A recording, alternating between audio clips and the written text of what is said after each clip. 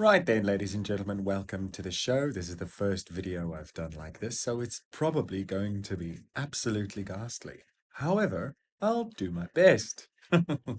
It's a learning curve, you know. Oh dear, there's my fat head in the way. Okay, so I did the front view of this character, and I do intend to do the back view, but you'll see in a moment that I've changed my mind, which is something that you should be able to do when you're creating art. I changed my mind and decided to work on a different element that I thought required a lot of effort and attention. That's the horns. Yeah. So I thought the horns are definitely too small for this character. She's really tall and really bold, so she needs, I think, having a good set of horns would work nicely for her. She's a tiefling, uh, and I think we should give her slightly longer horns, slightly more aggressive looking horns. So that's the spiral technique. You'll see me use it all the time. It is just the quickest and simplest way to get your foreshortening on any protuberances, horns, legs, arms, even the whole body. You can do that if you really wanted to. If you're trying to draw a snake or a tail or anything like that, the spiral method is absolutely essential.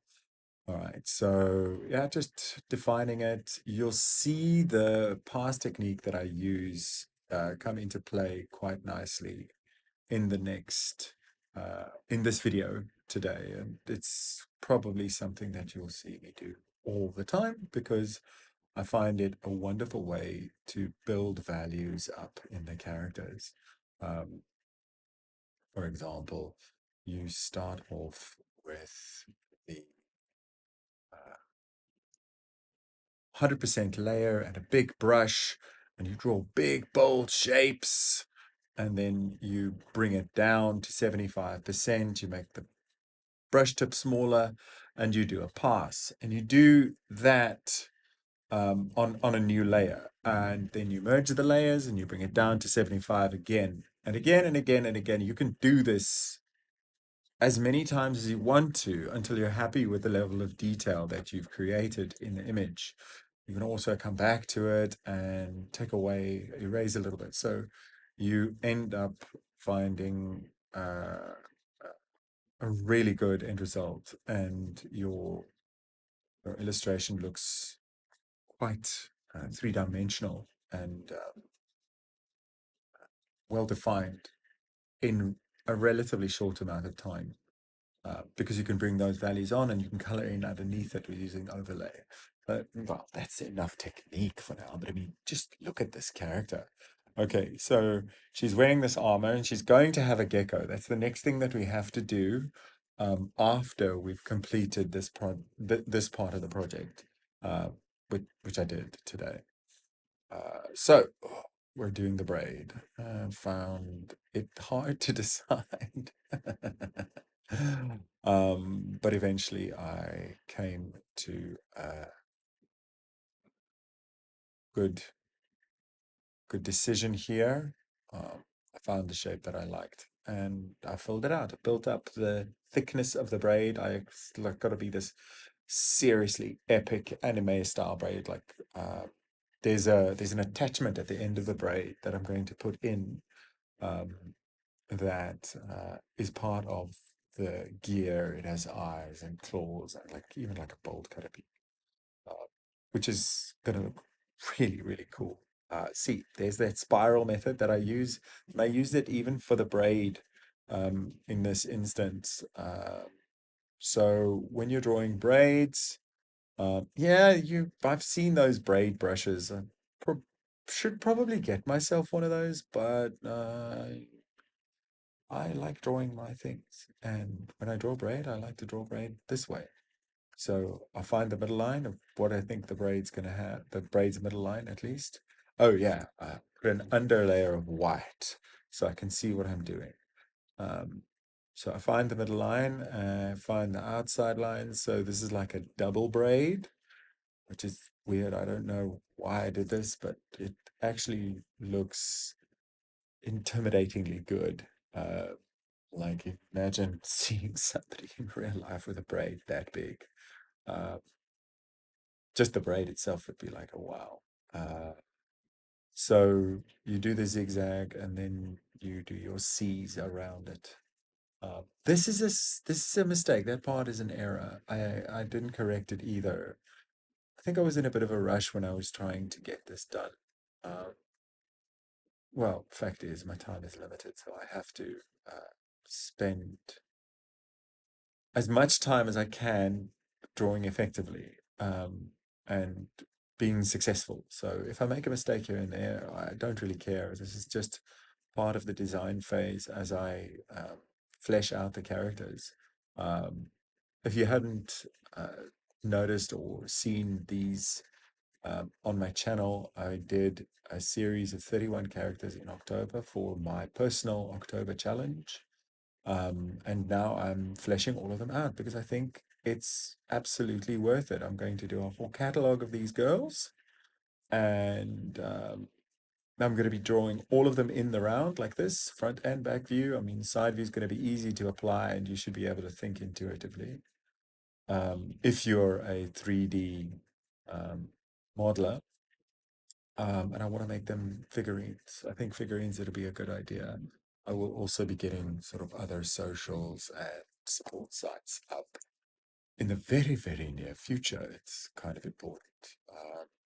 So, like I said, you do a pass, knock it back to 70, do a pass, fuse the layers, knock it back to 75%. And what inherently happens is you start seeing how easy it actually is to create semi-realistic, um, quick details using this style. You can do portraits like this. You can design things like this quite nicely using the technique. I really enjoy it. I'm very accustomed to it.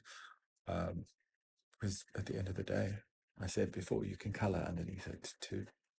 Um, so the whole goal behind the project is to see what you could come up with if you took a Pinterest screenshot and you used it as a reference to create a specific type of character. These characters all fall in like the same category. They're like my take or idea that would function within like a magic punk or D&D science fiction environment. Um, where these characters have this adaptive armor that changes as they experience things.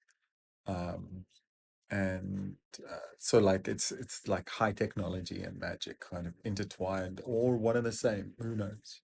The universe needs to be built, and I think this is one of the first steps into the universe building uh, of this project. So there will be building videos with regards to where they are and when they are as well. But anyway, we've worked through the braid here. It's this one, two, three. It's the third detail pass? No, it's the second detail pass. And then I will go over a third detail pass soon. See, I'm filling all of those ins. I'm being quite bold with my line work, and just putting in the separation of the hair, and like it looks really nice when you just bring it back a little bit. So drawing braids can be incredibly tedious. It's like really boring. It took me about an hour to do this, which I'm pretty stoked about. Like that's good going for this amount of detail.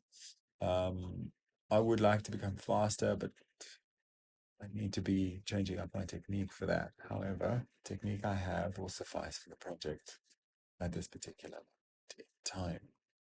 Now, there is, yeah, I'm about to do the head of the braid. The head of the braid? What? It's a bitey thing, that, you know. Okay. So there's also a double braid, and you could imagine that there's some sort of even a spine within the braid. That's part of the gear that allows the braid to have mobility and to be used in battle, because it's another prehensile element. Uh, oh, grief! Good grief! Come on, bud. Stop faffing. Ah, that's why it looks nice in the end product. I remember now. I did a smudge pass. Smudge passes are quick and they're good. Just remember not to smudge everything. You shouldn't obliterate all the values.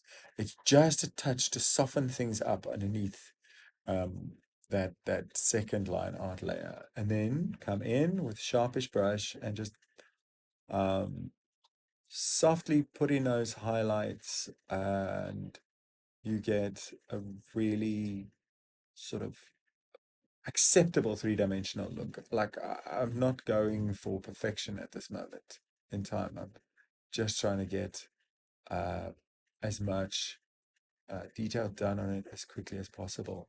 It's also about refining my workflow and my style. This entire project has helped me improve leaps and bounds, conceptually as well as technically, practically. I've also started um, pushing myself to draw with a better technique. And as you can see, there's no spinny, spinny round, because I've locked the aspect of the uh, iPad, so it stays as is. Okay, I've been just lightly going over this. This is the last line art pass. Um, like it's not really meant to be line art. It's just for emphasis art. It's yeah. So I've gone through that. We're gonna make uh, take our time. Yeah, I haven't corrected that issue. I think correcting that's very important. See, the braid doesn't quite line up as it goes around the curve. Um, I will do that for another time. I'm not going to spend any more time on this because it's this is more like a reference image itself, really, because we're going to be doing final poses for all of the characters, like fight scenes. Maybe might do two together, like doing battle. Mm, I don't know. Anyway, so boys and girls, remember like, share, subscribe, all the good stuff that we really like. We're trying to build something here, and I think it's worthwhile. I need to, I must, I don't need to, I must build the channel and grow to a point where uh, my art can sustain me. And the only way I do it is through you guys. So yes, please do like it, share it, subscribe it to it, and yeah, there we go. Finally, good grief, could you leave it alone? Ach no, little touches, fiddle, fiddle, fiddle. That's the thing about art and drawing. It gets kind of fiddly. Now, but it's always this is mine. I love it. Okay, so there's the braid. Thank goodness, finally. Huh. Wow, such a drag waiting for me to finish. Oh, look, it's see-through. And I decided not to do that quite just yet. Let's do this thing first. So the braid needs a head. So I'm going to just move the symmetry up. See there, it's a wonderful tool. It's incredibly useful. And here you'll see that pass 75 pass uh, uh, workflow working perfectly. So here, shape language, dark drawing, thick, fat lines. You take it, you bring it down 75%, drop the size of your brush, and you do slightly more refined outline work. So you kind of really placing all the elements within the silhouette there. And once you've completed this pass, and you're ready, you then merge the two layers and bring them down to 75 again. Smaller pen, and go for another pass. Quick, oh yeah, it wasn't exactly in a good position, and I think I made it a little bit smaller so it fits well in the frame as well. So yeah, just doing the line art. Okay, so it's got like pincy grabby arms, right? And then it's got those things look like bolt cutters, like beetle jaws. If you flip it around, it could look like a wasp or an ant or something, I guess. I take a lot of my inspiration from insects and entomology, macro photographs. It's fantastic. I love bugs. They're so beautiful, so strange, alien little creatures, but they're magnificent. I think some of the shapes are just uh, incredible. So pass, pass, pass. A little bit of a yep. Once again, going in with a number 5 brush, I guess. Yeah, 5%, and it's yeah, that's Bob's your uncle. All of a sudden, you've got something really well developed and interesting uh, with this quite simple and straightforward technique. Oh, yawning. Trying to concentrate here. Okay, remember your technique gives you those beautiful, steady, wavy lines. They're wavy, but they're steady. So your stroke technique is something that you certainly need to pay attention to. And I think I've seen some actual improvement in my illustration simply because um, I have locked the screen's orientation and I'm trying to draw with better technique, like consciously. Eventually it'll sort of kick in. So there will be that phase of unconscious, or at least unconscious competence. That's the target. Because once you're not worried about that, all you need to do is just go, go, go. Um, and yeah, there we go. I think this is the last pass. Oh, I do a little smudge. No, I didn't do smudge. I just drew. Okay, so um, always if you're trying to do front views and back views of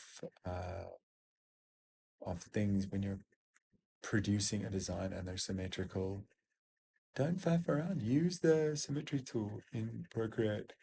It's really useful. Um, and I think it's one of the fastest ways to get yourself a really well developed character sketch. You've got to pay attention to make sure all those lines are pointing in the same direction, or at least working in harmony. Um, Fantastic. Look at that. That's a bitey braid if I've ever seen one, don't you think? Okay. Right. Yeah. The liquefy again. Remember, liquefy is also fantastically useful because you can move things around and it's essentially you're not drawing over it. You're just moving the lines that you've drawn around already. And it works a charm with tiny touches. Sorry, guys. So sleepy.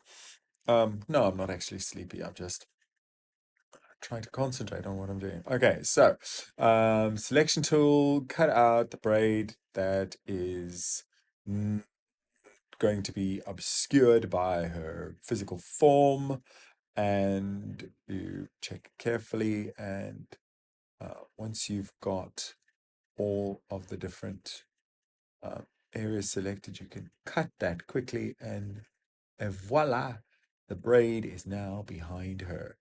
You could also use an eraser like I'm using here.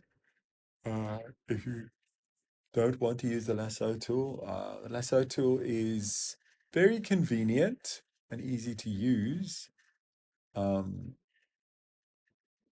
when it comes to selecting it, but sometimes I just like scribbling. So there we go. Yep, should be given in the water. Yeah, right. Ah, that's what I've done. I switched around. So those weird shaped things on her hips and protruding from her shoulders are in fact handles for the gecko, because the gecko is going to ride on her back. But it's part of her kind of powers, like the gecko um, sort of is like works like a magical energy battery and like pumps her up when she's trying to do a spell, blast something, whatever. Um, so yeah, she'd be a sorceress type character and a tamer, I think. Oh my gosh! Wow. All right, so lulling me off to sleep here. Um, I think, yeah, it's always annoying when stuff lands up in front of it and you've got to sift through the layers to find out where what is, so that you can do what you want to do. I am now turning her around. Finally, it turned the bloody thing around. Okay, so wiping out the um, horns, doing new horns, just following the trace of the new horn silhouette. Um, it's super duper easy to do it. So all you do is you trace the outline like that, but then you need to think about how you want to orientate the segments or the spiral in the horn.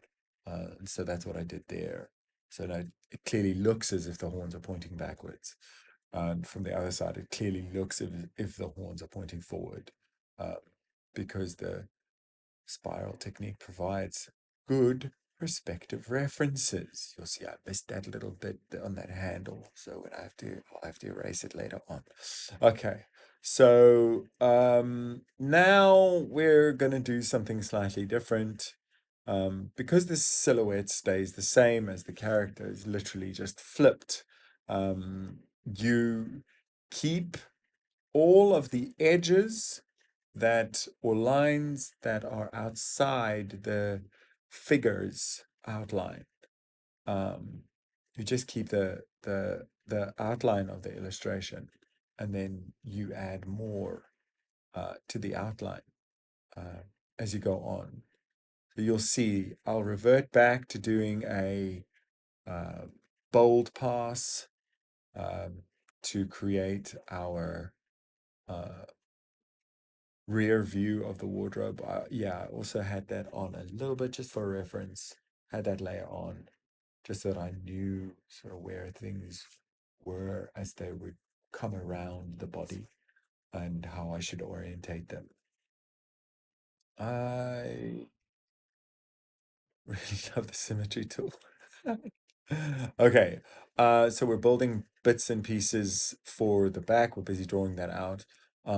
What I want to do is I want to show sort of like a part where the energy builds up. It would probably be like a light up thing. And so I think that simple pattern under the two round balls in the circles in the middle of her back is where we're going to do that one.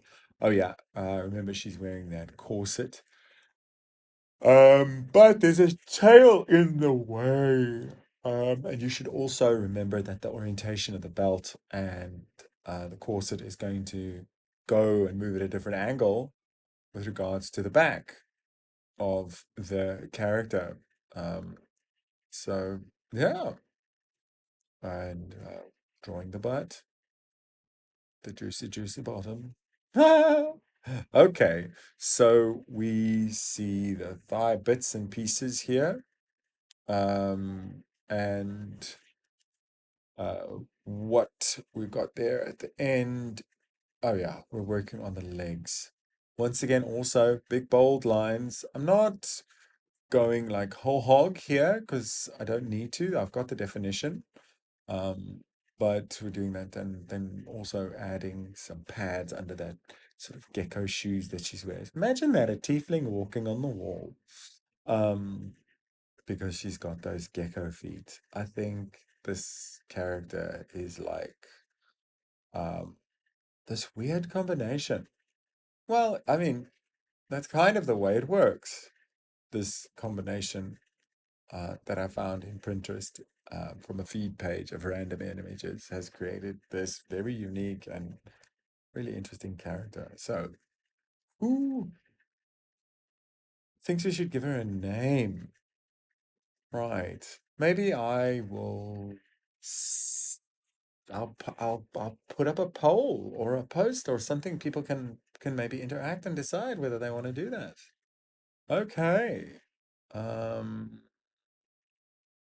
yeah, I'm gonna put a post up and maybe people can decide if they like that. So, once again, that little patch there, that's where the tail is attached. So I've designed the belt so it fits around it.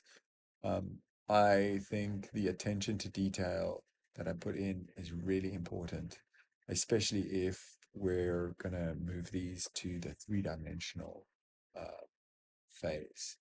So yeah, it's all great because the work's pretty much done, uh, which I think is a good idea. Well, the work isn't done with regards to 3D. It's still a massive amount of work that'll have to be done.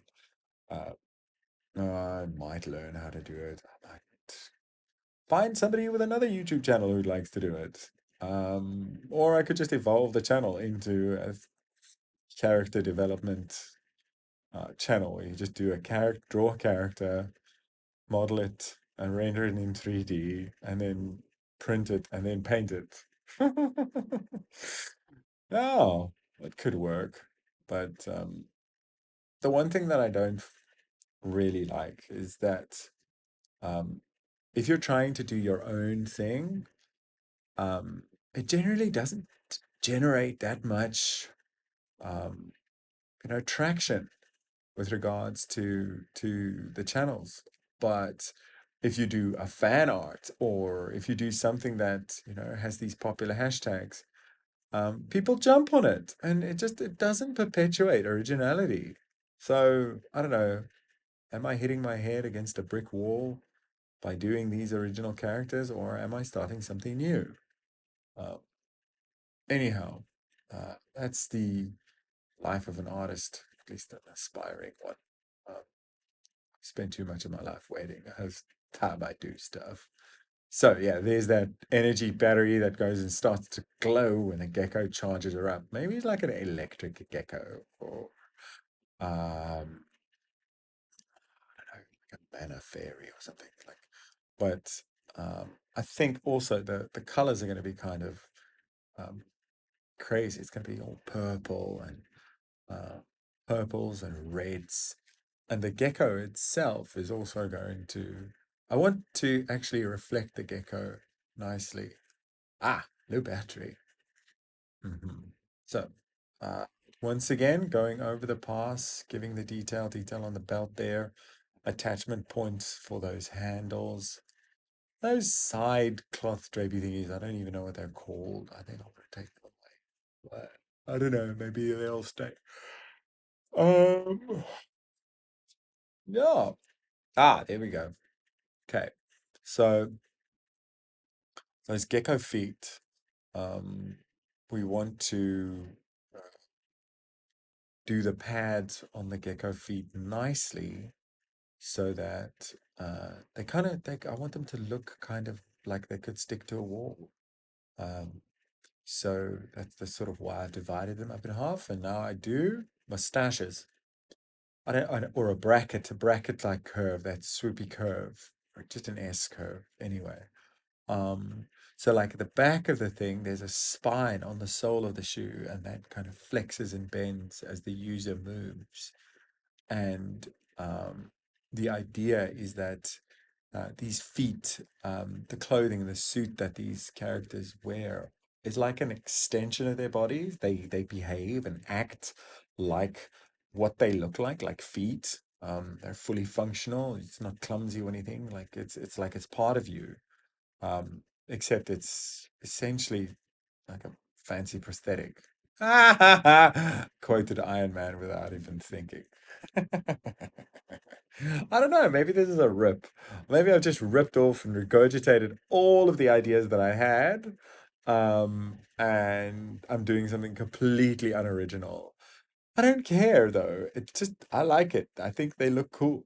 And I just want to keep drawing them. So once again, drop down the pass and work through the um, detailing once more. So it's just line on line on line, and then you'll get this image.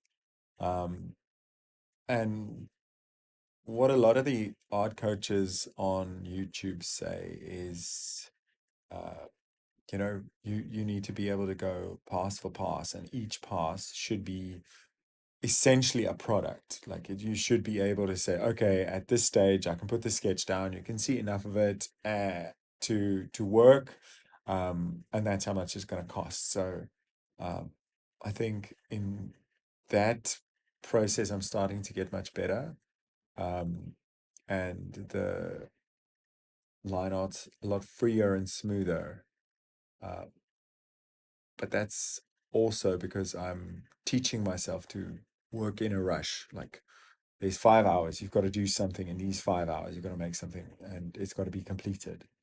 Um, or 2 hours or 1 hour or whatever. Uh, so yeah, I've been, really enjoying this process and I will continue to enjoy this process. It's definitely given me a real goal, a target to go, and it's like 31 different character sketches like this, even on its own, is certainly an accomplishment. And if I then apply that to the action pose for all 31 of the characters, I don't know if I'm going to do an action pose for all of them. I don't even know if I'm going to do the design phase for all of them. Some of them are, it's just a little boring, and too similar, but we'll see, we'll see. Um, I think it's also kind of important because like the customer gives you a brief and they brief a character and the character design idea isn't that sharp. And you can only draw to the brief. So you draw the brief for the customer gets what they like it. You don't. You think it can be much better as an artist or an illustrator. Um, so what am I rambling about? Ugh, grief. Never mind. So the pads, like an extra big pad in the middle there. I think that was quite a good move. It saved me from doing a lot of technical detail because that's just like more organic. Um, but yeah, uh, the creatures, the creature's going to be really good. Like I've been considering and thinking about how to do the gecko. I'll also do it like a character, like front and back view, like I do these characters, but it's you're going to see it like be um uh, on her body like that. Uh, I think it's yeah. I think I'm onto something. I don't know. Am I onto something?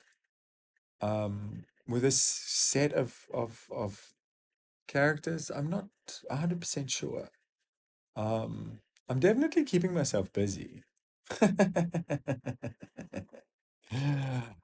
Um, but we've also got to think about the backstory. Uh, the name and the backstory of the characters. I could have a competition together to for viewers to try and do their own backstory for the character. Um, but I don't know how many people are actually going to bite. Um, maybe we'll do that for a later stage. I'll do the backstory myself for now.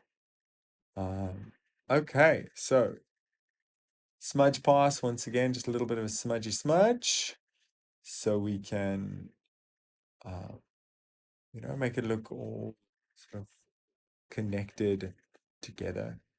I think I didn't shade these legs nicely. I came in later on and I added shading to the legs because it sort of looks super flat around her thigh area because I didn't put any deep low light there.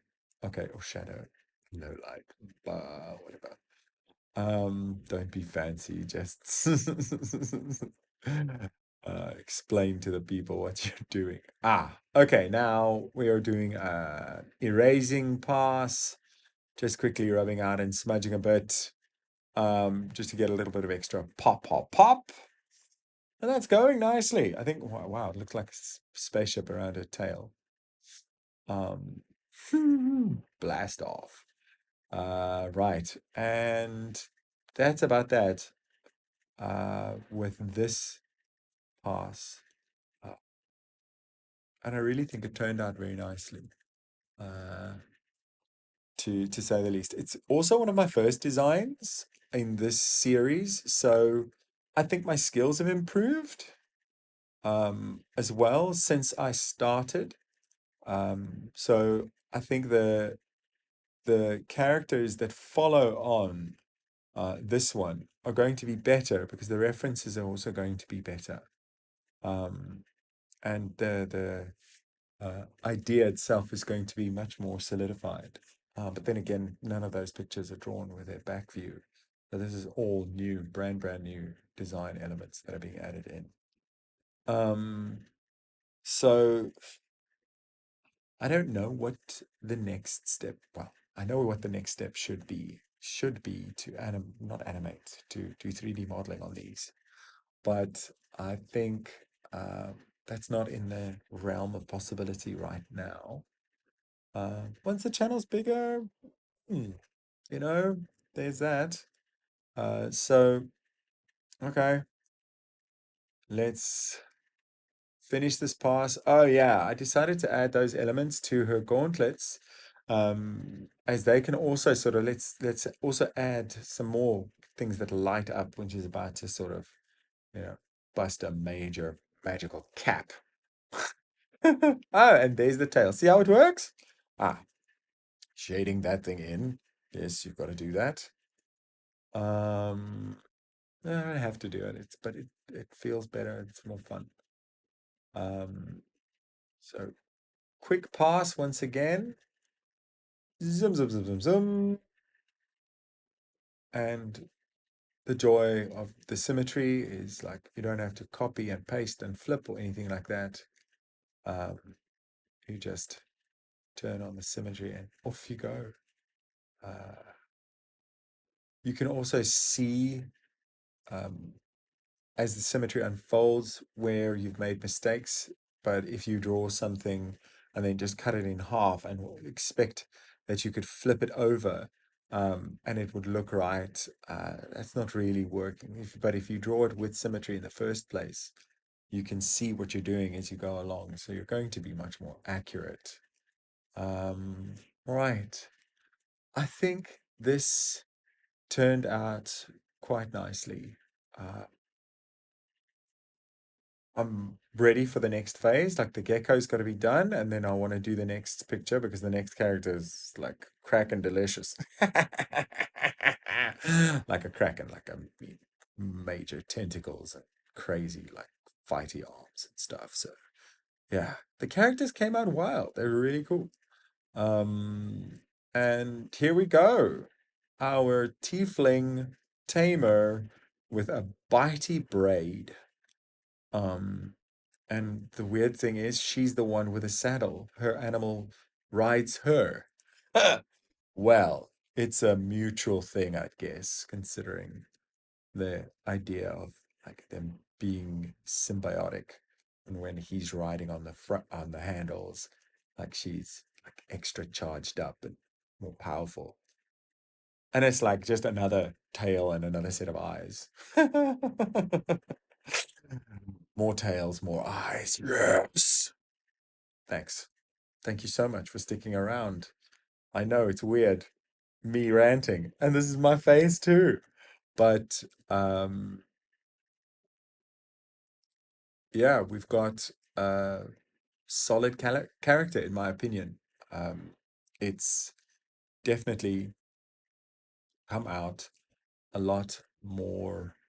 Um, it's a lot more clear to see what I'm going to do with the action shot now. And that's kind of what I'm doing it all for. But it's going to be nice. You'll have a whole set of these pictures that lead up to the final image. So, yeah, thank you so much for coming. Please like, share, subscribe, and enjoy the rest of your whatever, morning, night, or day. Catch you later. Bye.